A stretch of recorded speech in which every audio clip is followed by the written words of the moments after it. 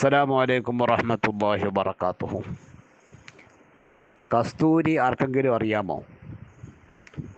യഥാർത്ഥമായ കസ്തൂരിയുടെ മണം നാം ആരെങ്കിലും ആസ്വദിച്ചിട്ടുണ്ടോ? നബി സല്ലല്ലാഹു അലൈഹി വസല്ലമ തങ്ങളുടെ വിയർപ്പിന് കസ്തൂരിയുടെ മണമാണെന്നാണ്. കസ്തൂരിയുടെ മണം എന്ന് പറയപ്പെടുന്ന പല മണങ്ങളും നമ്മളൊക്കെ ആസ്വദിച്ചിട്ടുണ്ടാകാം.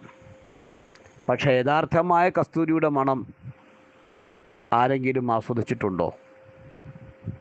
ഉണ്ടെങ്കിൽ അതിൻ്റെ ആ ആസ്വാദനം പറഞ്ഞ് മനസ്സിലാക്കി തരാൻ പറ്റില്ലെങ്കിലും കുറച്ചൊക്കെ പറയാൻ പറ്റും. നമ്മുടെ കയ്യിൽ, പലരുടെയും കയ്യിൽ അത്ര ഉണ്ടാവും. അതിൽ ഇന്ന മണമാണ്, നല്ല സൈലൻ്റാണ്, അല്ലെങ്കിൽ ഇച്ചിരി ഓവറാണ്, അല്ലെങ്കിൽ മറ്റുള്ളവർ നല്ലത് പറയും. ഇങ്ങനെയൊക്കെ പല അഭിപ്രായങ്ങൾ പറയുമല്ലോ. അപ്പോൾ അതുപോലെ നമുക്ക് പറയാമല്ലോ.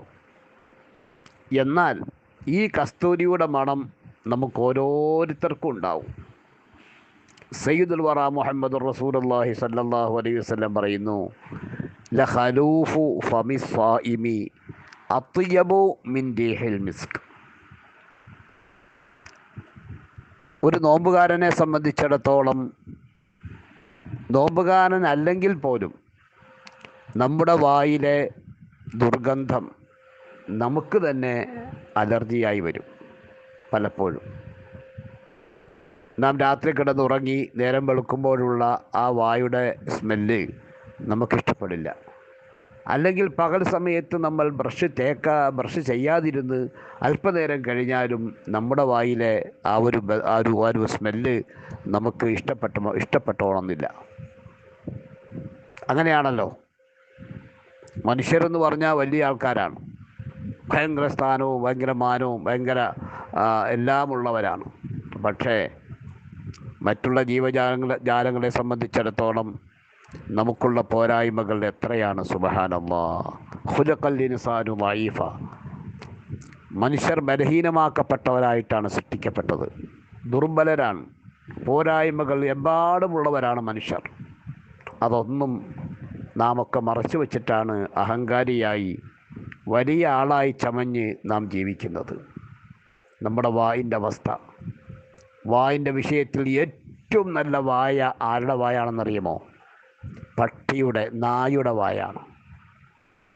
എന്തു സുന്ദരമായ നാവ്! അതിങ്ങനെ നീട്ടിയിട്ടിങ്ങനെ പോകുന്ന രംഗം കാണുമ്പോൾ ചുവന്ന നല്ല ഒരു നാവിൻ്റെ ഉടമ. നായ നജസാണോ നജസല്ലേ എന്നല്ല ഞാൻ പറഞ്ഞു വരുന്നത്. അതുപോലെ പൂച്ചയുടെയും മറ്റുള്ള ജീവികളുടെയൊക്കെ വായ, അവരാരാണ്, എപ്പോഴാണ് ബ്രഷ് ചെയ്തിട്ടുള്ളത്? ജനിച്ച് മരിക്കുന്നതിനിടയിൽ ഏതെങ്കിലും സമയത്ത് അവർ ബ്രഷ് ചെയ്യുമോ? പക്ഷേ അവരുടെ പല്ല് കണ്ടോ? അവരുടെ നാവ് കണ്ടോ? എന്ത് സുന്ദരമാണ്! എന്നാൽ ഒരു സ്മെല്ലുമില്ല. ഒരു പൂച്ചയെ നമ്മൾ ഉമ്മ കൊടുത്ത് നോക്കൂ, ഒരു സ്മെല്ലുമില്ല. വളരെ കറക്റ്റാണ്. പക്ഷേ അല്പനേരം നാം ഒന്ന് പല്ല് തേക്കാതിരുന്നാൽ നമ്മുടെ വായ തുറക്കാൻ കഴിയില്ല. ദുർഗന്ധമായി വരുന്നു.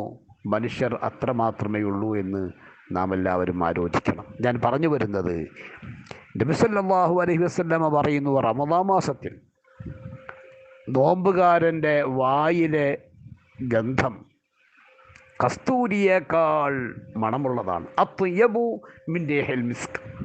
കസ്തൂരിയേക്കാൾ സുഗന്ധമുള്ളതാണ്. അപ്പോൾ നോർത്തു നോക്കിയേ, കസ്തൂരിയുടെ മണം നമുക്കറിയില്ല. യഥാർത്ഥമായ കസ്തൂരിയുടെ മണം അതിനേക്കാൾ അത്യബാണ്, നല്ലതാണ് നമ്മുടെ ഓരോരുത്തരുടെയും വായിലെ ഗന്ധം, വായിലെ സുഗന്ധം എന്ന് നബി സല്ലല്ലാഹു അലൈഹി വസല്ലം പറഞ്ഞതുകൊണ്ടാണ് ഉച്ചയ്ക്ക് ശേഷം പല്ല് തേക്കൽ നല്ലതല്ല. ഉച്ചയ്ക്ക് ശേഷം പല്ല് തേക്കൽ നല്ലതല്ല, സുന്നത്തിനെതിരാണ്.